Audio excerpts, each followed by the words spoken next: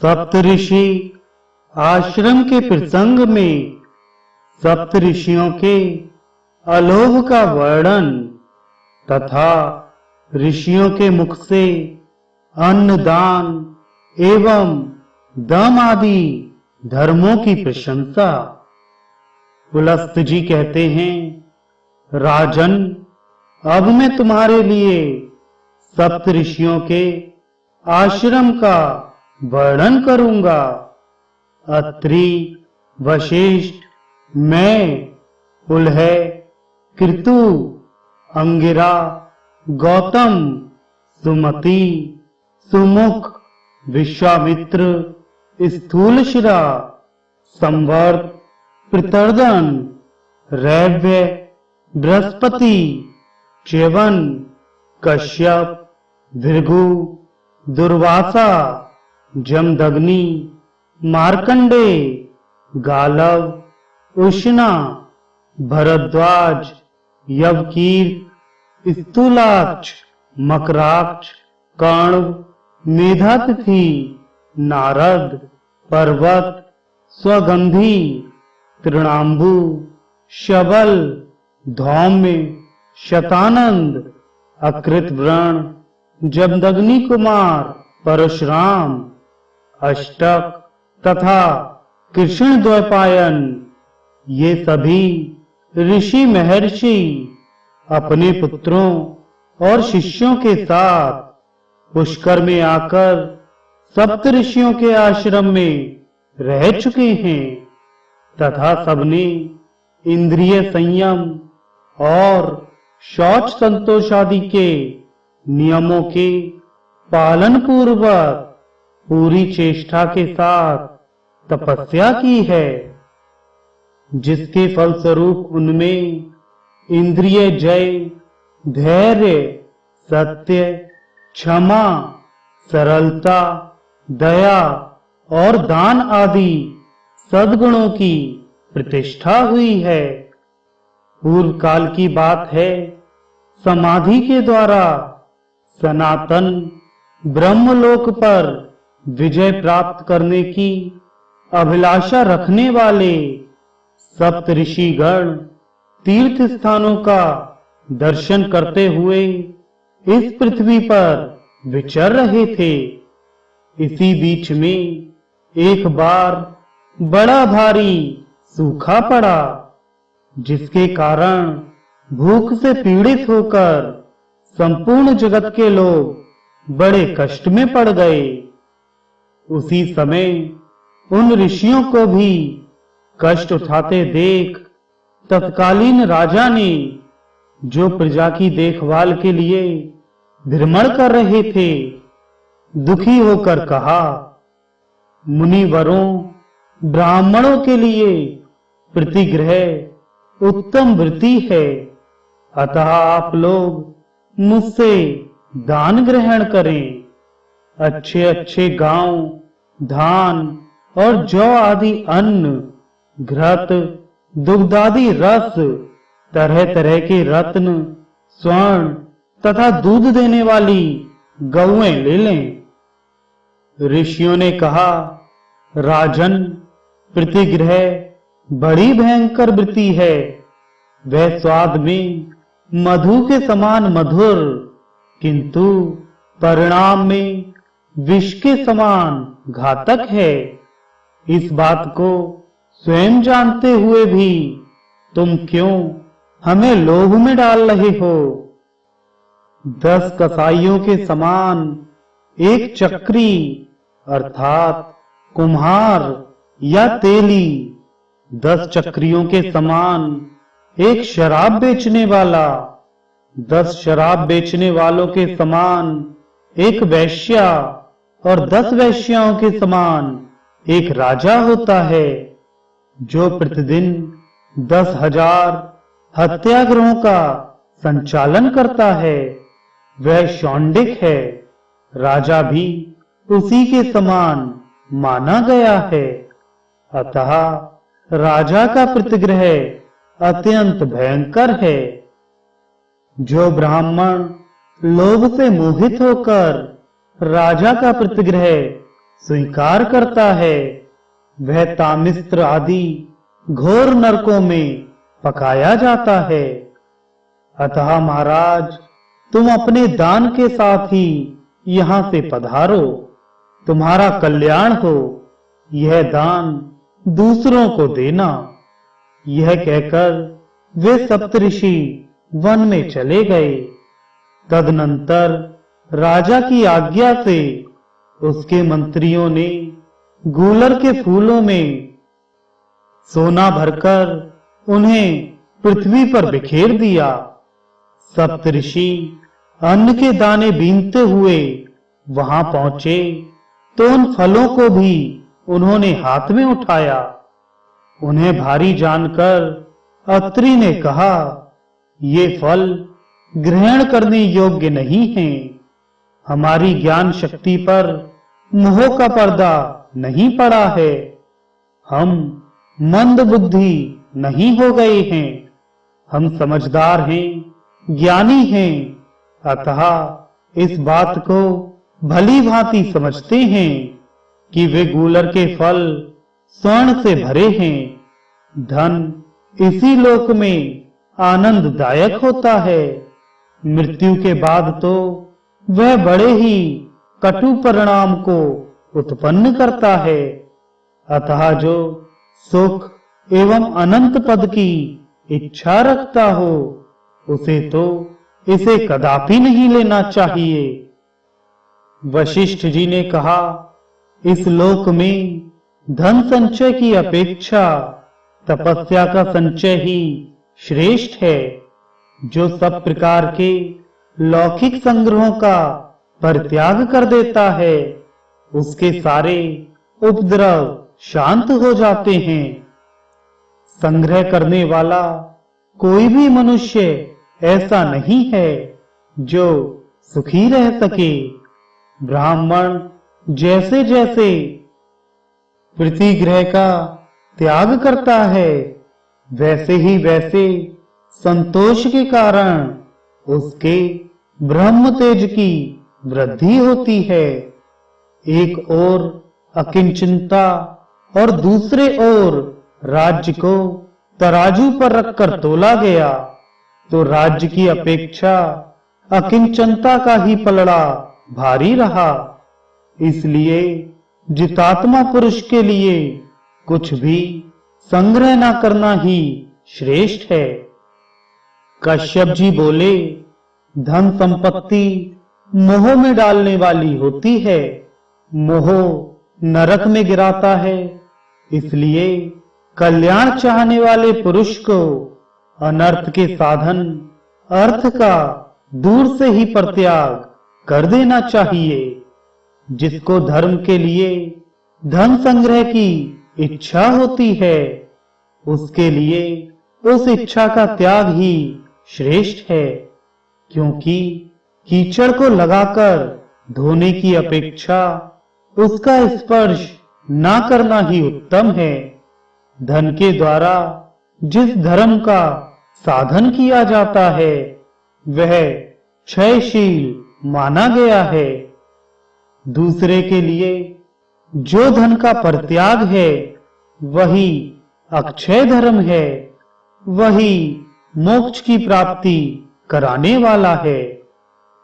भरद्वाज ने कहा, जब मनुष्य का शरीर जीर्ण होता है, तब उसके दांत और बाल भी पक जाते हैं, किंतु धन और जीवन की आशा बूढ़े होने पर भी जीर्ण नहीं होती। वह सदा नई ही बनी रहती है। जैसे दर्जी सुई से वस्त्र में सूत का प्रवेश करा देता है, उसी प्रकार तृष्णा रूपी सुई से संसार रूपी सूत्र का विस्तार होता है। तृष्णा का कहीं और छोर नहीं है।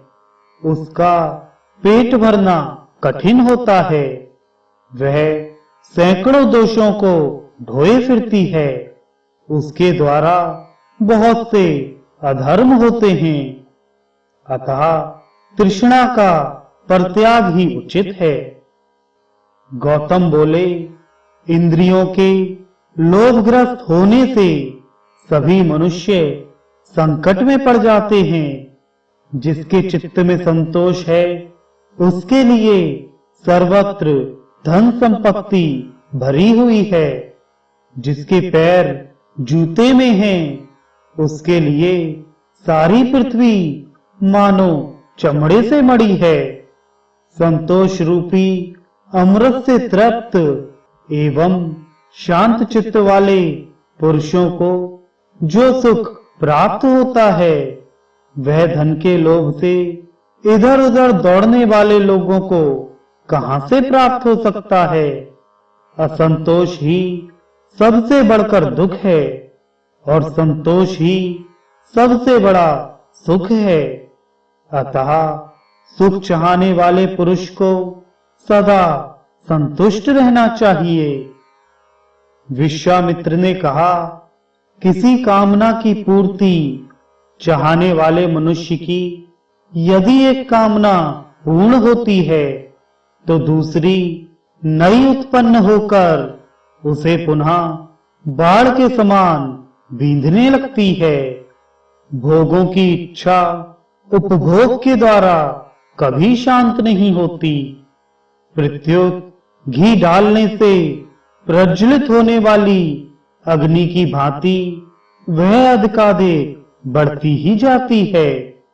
भोगों की अभिलाषा रखने वाला पुरुष मोहवश कभी सुख नहीं पाता।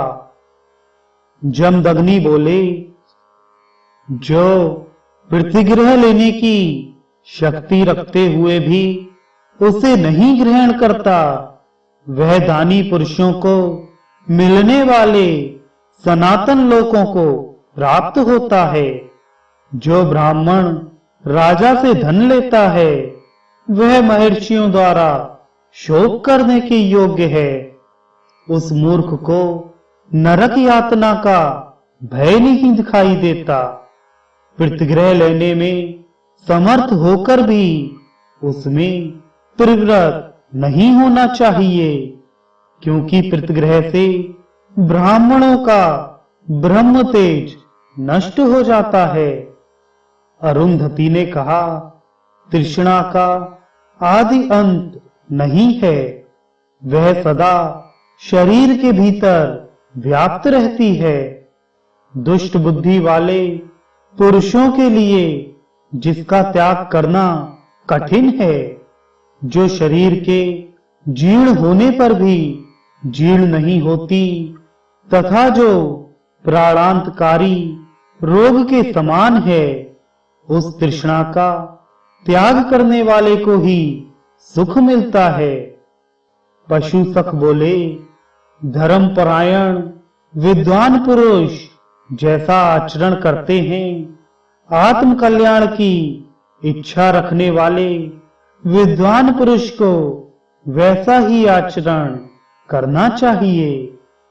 ऐसा कहकर दृढ़ता पूर्वक नियमों का पालन करने वाले वे सभी महर्षि उन स्वर्ण युक्त फलों को छोड़ अन्यत्र चले गए। घूमते घामते वे मध्य पुष्कर में गए, जहां अकस्मात आए हुए शुनहासक नामक परिव्राजक से उनकी भेंट हुई। उसके साथ वे किसी वन में गए। वहां उन्हें एक बहुत बड़ा सरोवर दिखाई दिया, जिसका जल कमलों से आच्छादित था। वे सबके सब उस सरोवर के किनारे बैठ गए और कल्याण का चिंतन करने लगे।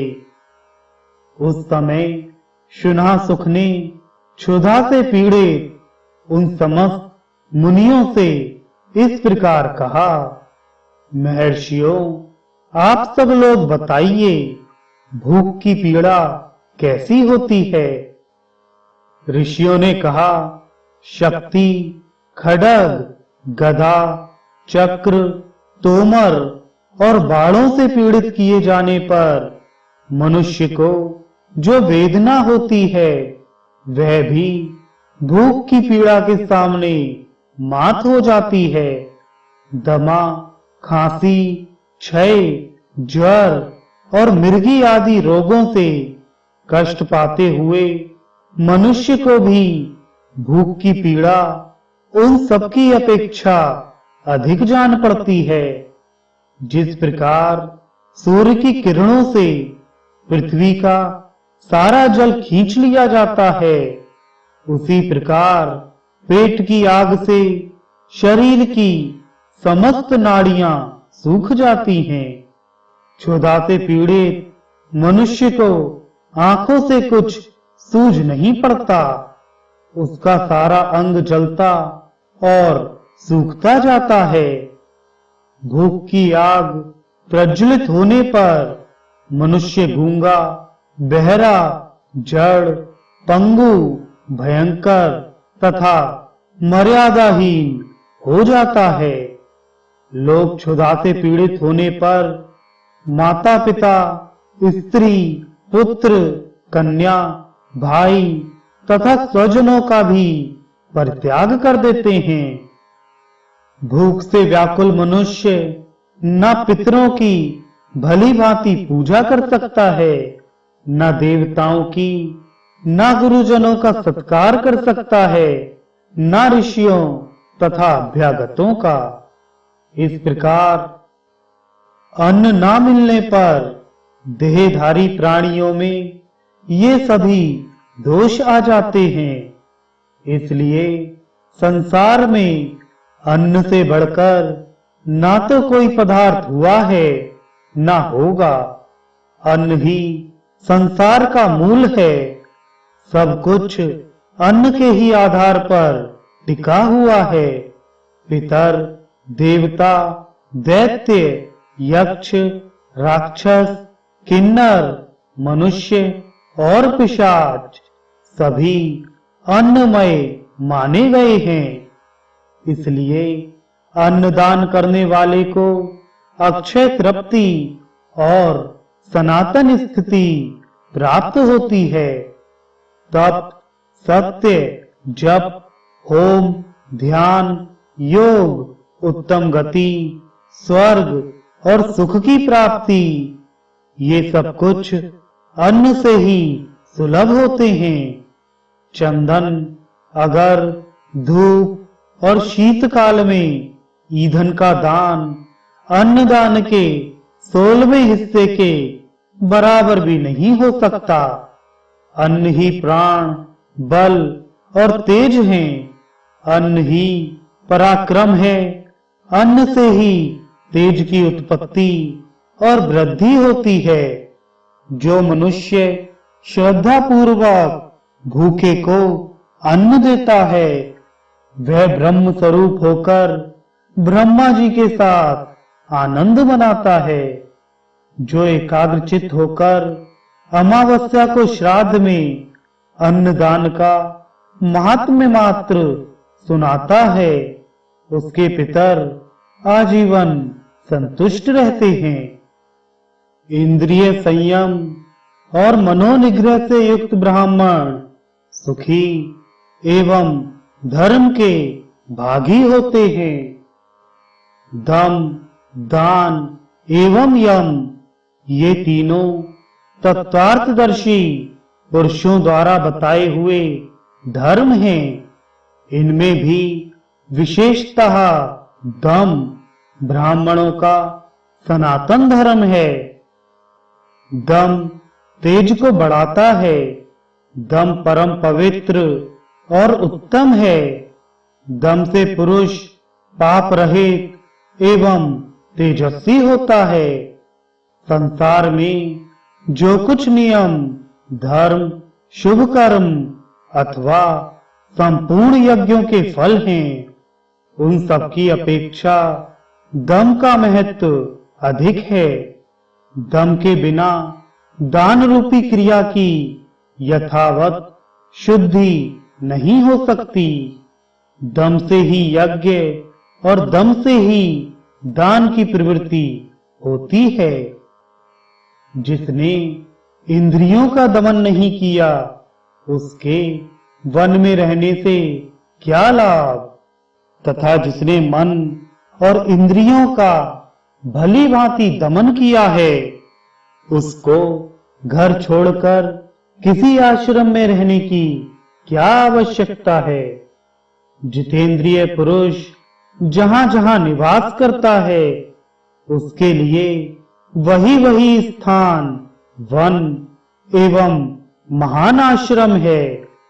जो उत्तम शील और आचरण में रत है, जिसने अपनी इंद्रियों को काबू में कर लिया है तथा जो सदा सरल भाव से रहता है, उसको आश्रमों से क्या प्रयोजन। विषयासक्त मनुष्यों से वन में भी दोष बन जाते हैं, तथा घर में रहकर भी यदि पांचों इंद्रियों का निग्रह कर लिया जाए तो वह तपस्या ही है। जो सदा शुभ कर्म में ही प्रवृत्त होता है, उस वीतराग पुरुष के लिए घर ही तपोवन है। केवल शब्द शास्त्र व्याकरण के चिंतन में लगे रहने वाले का मोक्ष नहीं होता, तथा लोगों का मन बहलाने में ही जिसकी प्रवृत्ति है, उसको भी मुक्ति नहीं मिलती। जो एकांत में रहकर दृढ़ता पूर्वक नियमों का पालन करता, इंद्रियों की आसक्ति को दूर हटाता, अध्यात्म तत्व के चिंतन में मन लगाता और सर्वदा अहिंसा व्रत का पालन करता है, उसी का मोक्ष निश्चित है। जितेंद्रिय पुरुष सुख से सोता और सुख से जागता है। वह संपूर्ण भूतों के प्रति समान भाव रखता है। उसके मन में हर्ष, शोक आदि विकार नहीं आते। छेड़ा हुआ सिंह, अत्यंत रोष में भरा हुआ सर्प तथा सदा कुपित रहने वाला शत्रु भी वैसा अनिष्ट नहीं कर सकता जैसा संयम रहित चित्त कर डालता है। मांस भक्षी प्राणियों तथा अजितेंद्रिय मनुष्यों से लोगों को सदा भय रहता है, अतः उनके निवारण के लिए ब्रह्मा जी ने दंड का विधान किया है। दंड ही प्राणियों की रक्षा और प्रजा का पालन करता है। वही पापियों को पाप से रोकता है। दंड सबके लिए दुर्जय होता है। वह सब प्राणियों को भय पहुंचाने वाला है। दंड ही मनुष्यों का शासक है। उसी पर धर्म टिका हुआ है। संपूर्ण आश्रमों और संपूर्ण भूतों में दम ही उत्तम व्रत माना गया है। उदारता, कोमल स्वभाव, संतोष, दोष दृष्टि का अभाव, गुरु शुश्रूषा, प्राणियों पर दया और चुगली न करना, इन्हीं को शांत बुद्धि वाले संतों और ऋषियों ने दम कहा है। धर्म, मोक्ष तथा स्वर्ग ये सभी दम के अधीन हैं। जो लोग अपना अपमान होने पर क्रोध नहीं करते और सम्मान होने पर हर्ष से फूल नहीं उठते, जिसकी दृष्टि में दुख और सुख समान है, उस धीर पुरुष को प्रशांत कहते हैं। जिसका अपमान होता है, वह साधु पुरुष तो सुख से सोता और सुख से जागता है, तथा उसकी बुद्धि कल्याणमय होती है। परंतु अपमान करने वाला मनुष्य स्वयं नष्ट हो जाता है। अपमानित पुरुष को चाहिए कि वह कभी अपमान करने वाले की बुराई ना सोचे। अपने धर्म पर दृष्टि रखते हुए भी दूसरों के धर्म की निंदा ना करे। जो इंद्रियों का दमन करना नहीं जानते, वे व्यर्थ ही शास्त्रों का अध्ययन करते हैं, क्योंकि मन और इंद्रियों का संयम ही शास्त्र का मूल है। वही सनातन धर्म है। वही सनातन धर्म है। संपूर्ण व्रतों का आधार दम ही है। 6 अंगों सहित पढ़े हुए वेद भी दम से हीन पुरुष को पवित्र नहीं कर सकते। जिसने इंद्रियों का दमन नहीं किया, उसके सांख्य, योग, उत्तम कुल, जन्म और तीर्थ स्थान सभी व्यर्थ हैं। योग वेत्ता द्विज को चाहिए कि वह अपमान को अमृत के समान समझकर उससे प्रसन्नता का अनुभव करे और सम्मान को विष के तुल्य मानकर उससे घृणा करे। अपमान से उसके तप की वृद्धि होती है और सम्मान से क्षय। पूजा और सत्कार पाने वाला ब्राह्मण दुही हुई गाय की तरह खाली हो जाता है। जैसे गौ घास और जल पीकर फिर पुष्ट हो जाती है, उसी प्रकार ब्राह्मण जप और होम के द्वारा पुनः ब्रह्म तेज से संपन्न हो जाता है। संसार में निंदा करने वाले के समान दूसरा कोई मित्र नहीं है, क्योंकि वह पाप लेकर अपना पुण्य दे जाता है। निंदा करने वालों की स्वयं निंदा ना करें, अपने मन को रोकें। जो समय अपने चित्त को वश में कर लेता है, वह मानो अमृत से स्नान करता है। वृक्षों के नीचे रहना, साधारण वस्त्र पहनना, अकेले रहना, किसी की अपेक्षा न रखना और ब्रह्मचर्य का पालन करना, ये सब परम गति को प्राप्त कराने वाले होते हैं। जिसने काम और क्रोध को जीत लिया, वह जंगल में जाकर क्या करेगा? अभ्यास से शास्त्र की, शील से कुल की, सत्य से क्रोध का तथा मित्र के द्वारा प्राणों की रक्षा की जाती है। जो पुरुष उत्पन्न हुए क्रोध को अपने मन से रोक लेता है, वह उस क्षमा के द्वारा सबको जीत लेता है। जो क्रोध और भय को जीतकर शांत रहता है, पृथ्वी पर उसके समान वीर और कौन है? यह ब्रह्मा जी का बताया हुआ गुण उपदेश है। प्यारे, हमने धर्म का हृदय सार तत्व तुम्हें बतलाया है। यज्ञ करने वालों के लोक दूसरे हैं, तपस्वियों के लोक दूसरे हैं, तथा इंद्रिय संयम और मनोनिग्रह करने वाले लोगों के लोक दूसरे ही हैं। वे सभी परम सम्मानित हैं। क्षमा करने वाले पर एक ही दोष लागू होता है, दूसरा नहीं। वह यह कि क्षमाशील पुरुष को लोग शक्तिहीन मान बैठते हैं, किंतु इसे दोष नहीं मानना चाहिए, क्योंकि बुद्धिमानों का बल क्षमा ही है। जो शांति अथवा क्षमा को नहीं जानता, वह यज्ञ आदि और तालाब आदि खुदवाना दोनों के फलों से वंचित हो जाता है। क्रोधी मनुष्य जो जप, होम और पूजन करता है, वह सब फूटे हुए घड़े से जल की भांति नष्ट हो जाता है। जो पुरुष प्रातः काल उठकर प्रतिदिन इस पुण्यमय दम अध्याय का पाठ करता है, वह धर्म की नौका पर आरूढ़ होकर सारी कठिनाइयों को पार कर जाता है।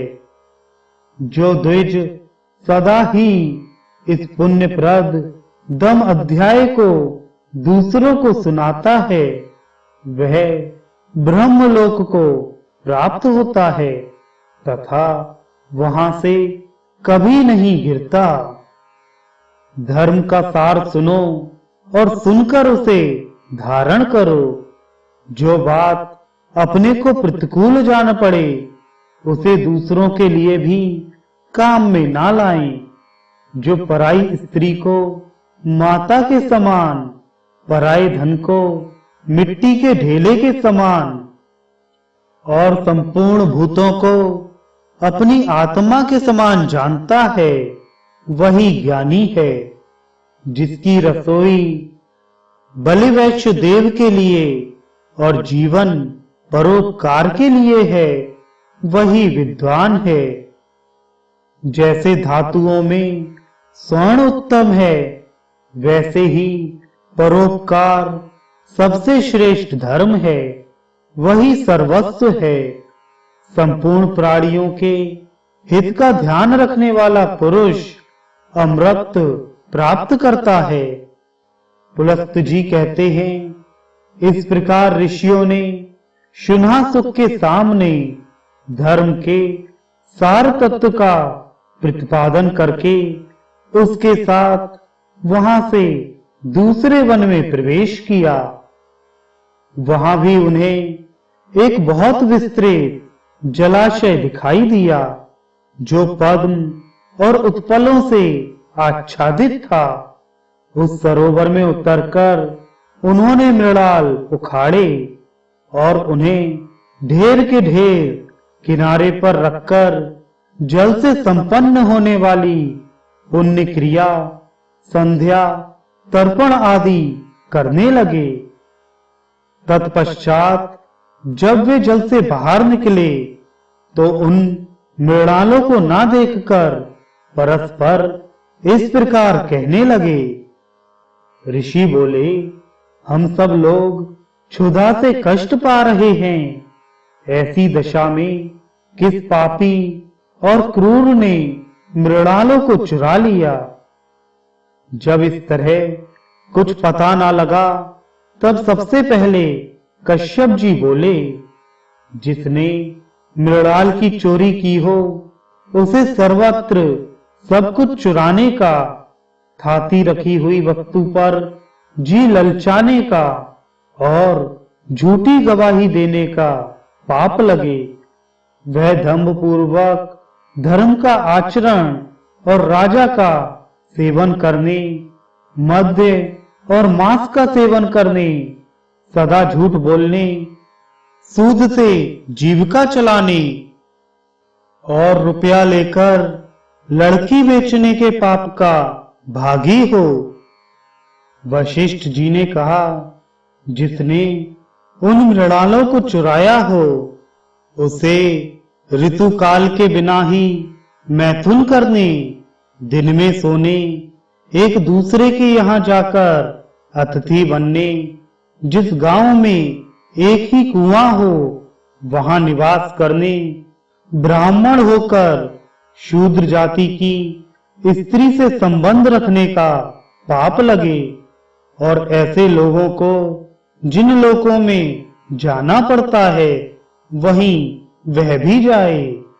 भरद्वाज बोले, जिसने मृणाल चुराए हो वह सबके प्रति क्रूर, धन के अभिमानी, सबको डहा रखने वाले, चुगलखोर और रस बेचने वाले की गति प्राप्त करे।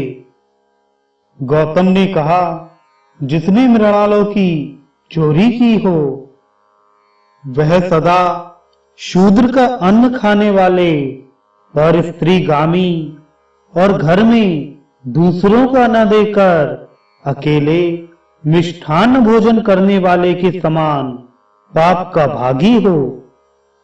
विश्वामित्र बोले, जो मृणाल चुरा ले गया हो वह सदा काम परायण, दिन में मैथुन करने वाले, नित्य पातकी, पराई निंदा करने वाले और पर स्त्रीगामी की गति प्राप्त करे।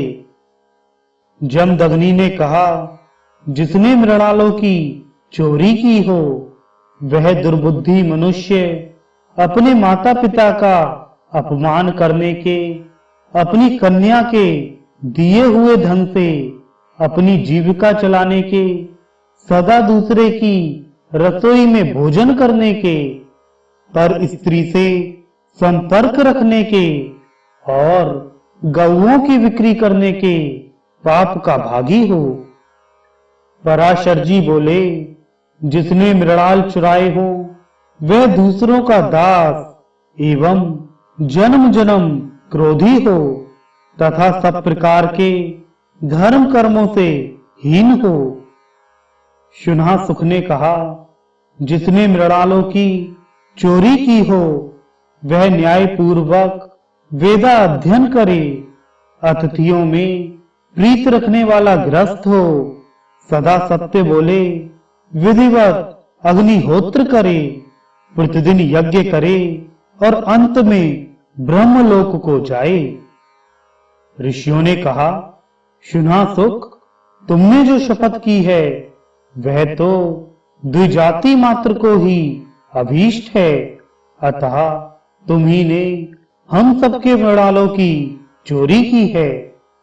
शुनहासुख बोले, ब्राह्मणों, मैंने ही आप लोगों के मुंह से धर्म सुनने की इच्छा से ये मृणाल छिपा दिए थे। मुझे आप इंद्र समझें। मुनिवरों, आपने लोभ के परित्याग से अक्षय लोकों पर विजय पाई है, अतः इस विमान पर बैठिए। अब हम लोग स्वर्ग लोक को चलें। तब महर्षियों ने इंद्र को पहचान कर उनसे इस प्रकार कहा। ऋषि बोले, देवराज, जो मनुष्य यहाँ आकर मध्यम पुष्कर में स्नान करे और 3 रात तक यहाँ उपवास पूर्वक निवास करे, उसे अक्षय फल की प्राप्ति होती है। वनवासी महर्षियों के लिए जो 12 वर्षों की यज्ञ दीक्षा बताई गई है, उसका पूरा पूरा फल उस मनुष्य को भी मिल जाता है, उसकी कभी दुर्गति नहीं होती। वह सदा अपने कुल वालों के साथ आनंद का अनुभव करता है तथा ब्रह्मलोक में जाकर ब्रह्मा जी के 1 दिन तक अर्थात कल्प भर वहां निवास करता है।